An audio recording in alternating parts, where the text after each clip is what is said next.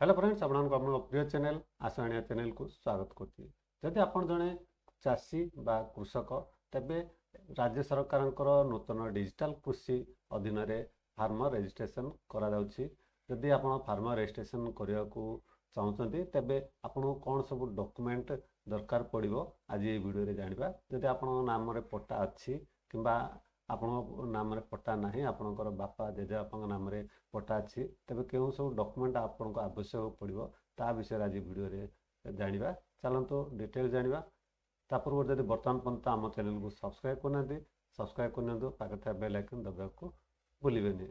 देखंतु कृषक रजिस्ट्री जनवरी 1 तारिख ठारू सरकार डिजिटल कृषि अधीन कृषक रजिस्ट्री कार्य पंचायत स्तर कैंप माध्यम आरंभ होगा जाऊँगी। जनवरी 1 तारिख ठू आरंभ हो जाए। देखो कौन सब जमी जमा रेकर्ड दरकार पड़ो। जमी जमा रेकर्ड निज नाम थिले सांगरे यही सब जिन आने पड़ो। जदि आप ना अच्छी तेज आधार कार्ड भूलेख पट्टा आधार संयुक्त मोबाइल नंबर टी आपको दरकार पड़ो। जदि आप निज ना जमी अच्छी तेज आपणकर पट्टार गोटे नकल बा नेट कॉपी आधार कार्ड आधार संयुक्त मोबाइल नंबर टी आपको दरकार पड़ो। नाम कौन सी रेकर्ड जमी जमा रेकर्ड ना आप बापा कि जेजेबापा ना अच्छी से जीवित नुहति तेबे यही सब जिनिस दरकार पड़ो। देखो भू लेखार मृत जमीधारी मृत्यु प्रमाण पत्र डेथ सर्टिफिकेट दरकार पड़ो जहाँकि पट्टारे जहाँ नाम पट्टारे अच्छी तांकर मृत्यु प्रमाण पत्र डेथ सर्टिफिकेट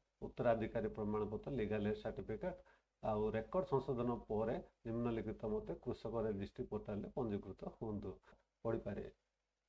यहपरि भाव में जापारे जदि आप फार्मर रजिस्ट्रेशन करने चाहते तेबे सांगरे यही सब जिनिस नवाक भूलिबेनी। एथर तो जापारे आप जदि फार्मर रजिस्ट्रेशन करने को जाऊँगी तेबे यही सब कागज पत्र आपको दरकार पड़ो। आशा करते वीडियो निश्चय भल लगी सांगसाथी मानक शेयर करा भूलिबेनी। आप मो वीडियो देखकर बहुत बहुत धन्यवाद।